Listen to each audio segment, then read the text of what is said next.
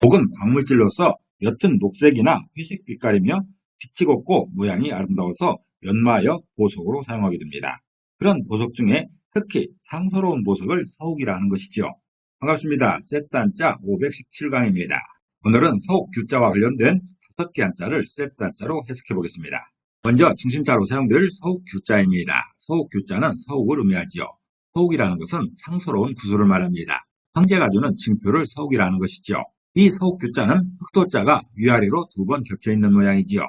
그래서 서옥 규자가 표현하는 그 서옥은 땅 아래 땅에 있는 것이라는 표현입니다. 다시 말해서 땅속 깊은 곳에 있는 보물이 서옥이라는 그런 표현입니다. 광부들이 깊은 땅속까지 파고 들어가서 귀한 보석들을 찾아내지요. 귀한 광물질 중에는 서옥도 있습니다. 이 서옥 규자는 땅을 깊이 파서 그 땅속에 있는 것이 서옥이라 표현하고 있습니다. 땅속 깊은 곳에 있는 보물을 서옥으로 표현하는 것입니다. 사용 단어로서는 백규일점이라는 말이 있습니다. 백규일점은 흰옥으로 만든 홀에 박힌 한 점의 티라는 뜻으로서 모든 것이 다 훌륭하고 좋은데 오직 한 가지 조그마한 결점을 이루는 말입니다. 또한 규표나 규복이라 할 때도 서옥규자가 사용되고 있습니다. 중심자인 서옥규자에 또 하나의 부수가 추가될 때마다 또 다른 한자를 만날 수 있습니다. 그것이 바로 세트 한자입니다. 서옥규자가 포함된 첫 번째 관련자는 아름다울 가자입니다. 아름다울 가자는 아름답다는 뜻도 있고 훌륭하다는 뜻도 있습니다. 이 아름다울 가자는 사람인변의 서옥규자로 구성되었지요. 그 중에 사람인변은 사람을 의미하는 것이고 서옥규자는 서옥을 의미하고 왕의 신임으로 해석할 수도 있습니다. 그래서 아름다울 가자는 서옥을 지닌 사람은 아름답다는 그런 표현이지요. 다시 말해서 황제의 징표를 지닌 사람은 훌륭하다는 그런 뜻입니다. 왕의 부름을 받아 왕을 만나러 가는 신하가 있으면 반드시 서옥을 지참하고 갑니다. 또한 왕에게 어떤 중요한 직책을 받게 될 때 그 신임의 징표, 즉 임명장 같은 것이 서옥인 것입니다. 고대 사회에서 서옥은 왕의 신임을 나타내는 것이었죠. 아름다울 가자는 그런 모양을 설명하고 있습니다. 아름다울 가자는 서옥을 지닌 사람이 아름답다는 표현으로서 황제의 징표를 지닌 사람이 훌륭하다고 표현하고 있습니다. 사용 단어로서는 점입가경이라는 말이 있죠. 점입가경은 가면 갈수록 경치가 더 좋아진다는 뜻으로서 일이 점점 더 재미있게 진행되는 것을 이루는 말입니다. 또한 가인이라는 말에서나 가약이라 할 때도 아름다울 가자가 사용되고 있습니다. 두 번째 관련자는 거리가자입니다. 거리가자는 거리를 의미하죠. 이 거리가자는 단일 행자와 서옥규자로 구성되었습니다. 그 중에 단일 행자는 다니다는 뜻이죠. 길을 말하고 있습니다. 또 서옥규자는 서옥을 의미하고 왕의 신임으로 해석합니다. 그래서 거리가자는 서옥을 들고 다니는 길이 거리라는 그런 표현입니다. 다시 말해서 거리는 왕의 행차를 위해서 마련한 큰 길을 말하는 것이죠. 길에도 여러 종류가 있죠. 여러 목적이 있습니다. 그 중에서 왕의 행차를 위해 마련된 길이 거리가자가 표현하는 거리인 것입니다. 왕의 행차를 위해서 큰 길이 마련되는 그런 경우가 있죠. 이런 길을 거리가자로 표현할 수 있습니다. 거리가자는 서옥을 들고 다니는 길이 거리라 표현하면서 거리는 황제의 행차를 위해 마련된 큰 길을 설명하고 있습니다. 사용 단어로서는 가담항설이라는 말이 있습니다. 가담항설은 길거리나 세상 사람들 사이에 떠도는 이야기를 말하고 있습니다. 다시 말해서 세상에 떠도는 뜬 소문을 이루는 말이죠. 또 가로수라고 할 때나 번화가라고 할 때도 거리가자가 사용되고 있습니다. 서옥규자가 사용된 세 번째 관련자는 문장규자입니다. 문장규자는 별규자라고도 하죠. 이 문장규자는 문장을 의미합니다.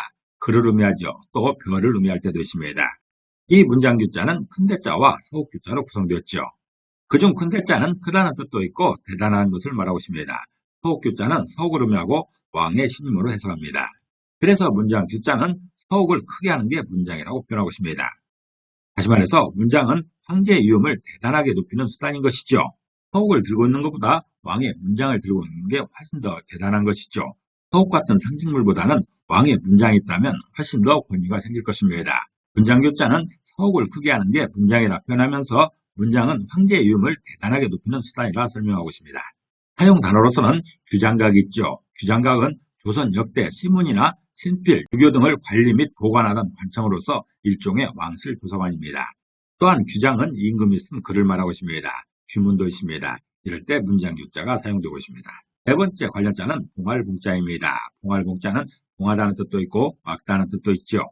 이 봉알봉자는 서옥규자와 마디춘자로 구성되었습니다. 그 중에 서옥규자는 서옥을 의미합니다. 왕의 신임으로 해석하지요. 마디톤자는 마디입니다. 손가락 한마디 같은 것이어서 작다라 해석합니다. 그래서 봉할 봉자가 의미하는 그 봉작은 서우 작은 역할이라고 표현하고 있습니다. 봉작이라는 것은 임금이 벼슬을 주면서 관직에 명하는 일을 말하고 있습니다.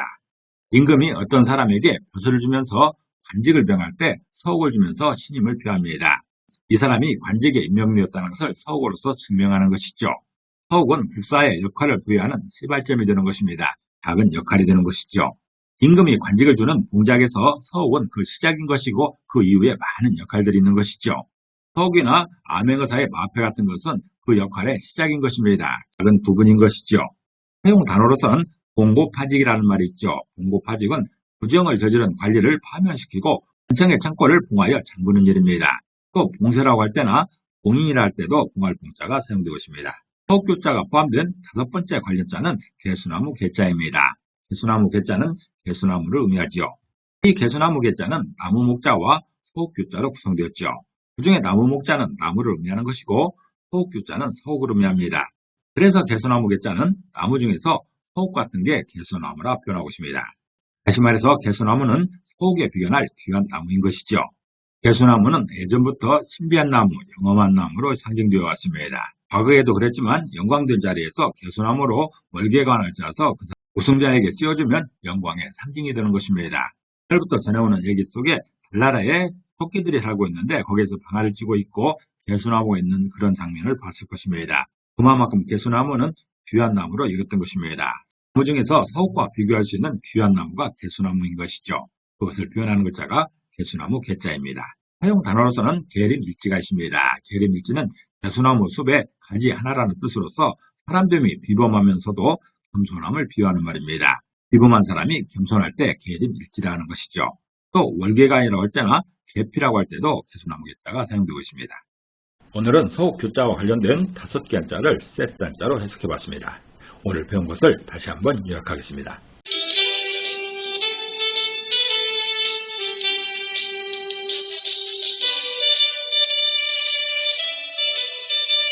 오늘도 평안을 기도합니다. 감사합니다.